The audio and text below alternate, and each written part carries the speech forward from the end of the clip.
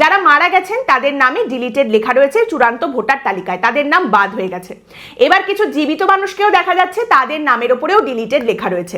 এবার তাহলে তাদের নামের ওপর ডিলিটেড লেখার কারণটা কি?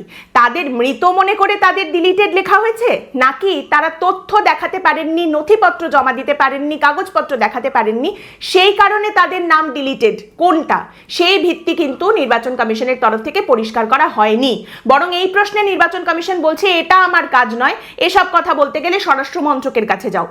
যে এসআইআর এর মূল এবং সবথেকে বড় ভিত্তি ছিল যে অনুপ্রবেশকারীদের ধরে ধরে চিহ্নিত করে ভোটার তালিকা থেকে বাদ দেওয়া হবে, সেই এসআইআর এর পর যখন চূড়ান্ত ভোটার তালিকা সামনে আসছে, সেখানে যে সমস্ত নামগুলোর ওপর ডিলিটেড লেখা রয়েছে সেগুলো কিসের ভিত্তিতে ডিলিটেড?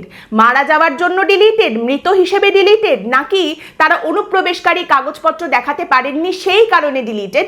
এই বিষয়টা স্পষ্ট করা হচ্ছে না।